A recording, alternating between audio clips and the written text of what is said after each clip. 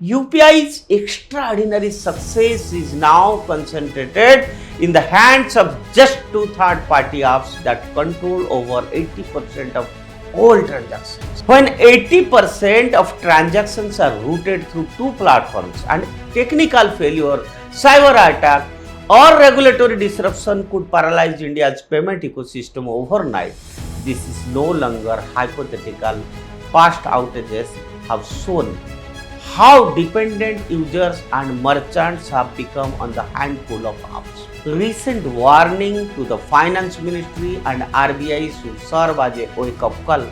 Without decisive action, India's payment system could face the same risk that traditional banking regulators tried to avoid.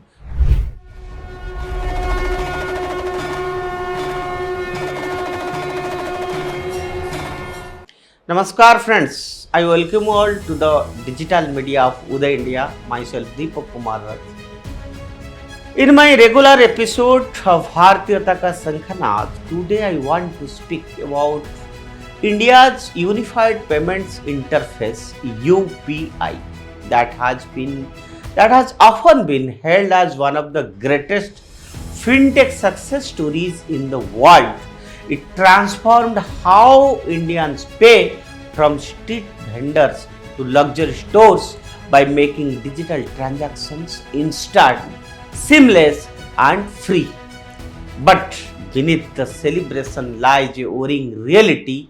UPI's extraordinary success is now concentrated in the hands of just two third-party apps that control over 80% of all transactions. This overwhelming dominance is not merely a matter of market share, it poses a systematic concentration risk that could set the very foundations of India's digital payment infrastructure.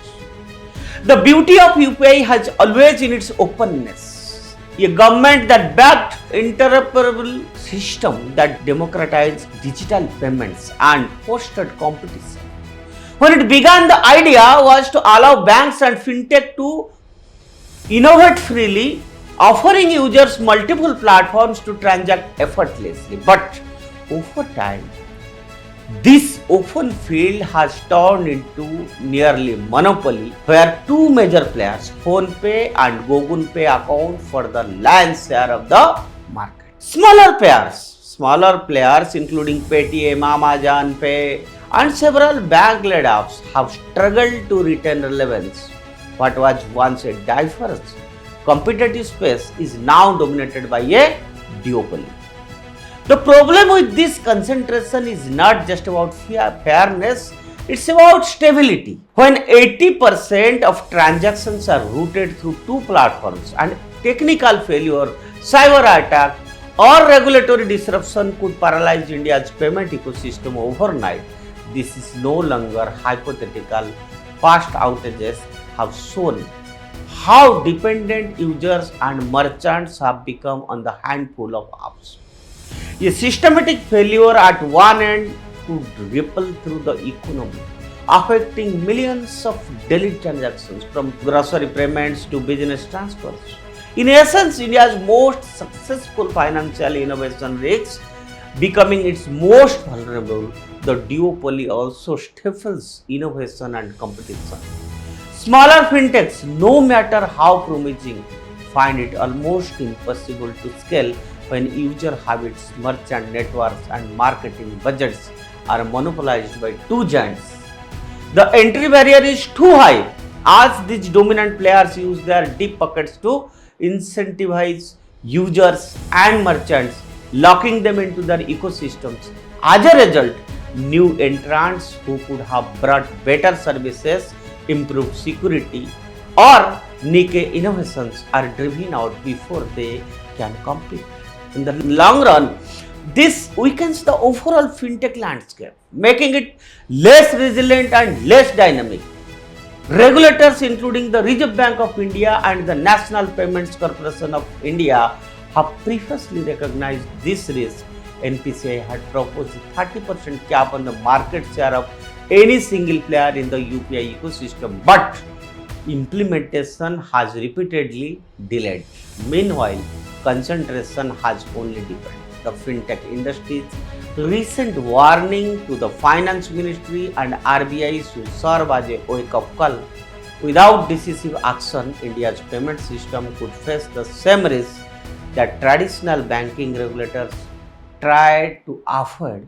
Too big to fail institutions. What India needs is a recalibration of its UPI ecosystem. Regulators must create incentives for diversification, whether through enforcing market share caps, promoting regional or sectoral payment hubs, or offering a level playing field for banks and smaller fintechs. Additionally, public digital infrastructure like UPI Lite and the upcoming digital payments intelligence platforms should be leveraged to ensure transparency, prevent monopolistic practices, and protect consumer data. India's fintech journey has been remarkable, but sustainability must now take precedence over speed. A duopoly in a system as critical as UPI is not just an economic concern, it is a national risk. The vision of UPI was to make digital payments inclusive and competitive, not concentrated and fragile. If regulators fail to act swiftly, India could find that its proudest fintech innovation has become its Achilles heel, a system too dependent on too few. That's all for today. Stay tuned with Uday India and subscribe to Uday India. That's all for now.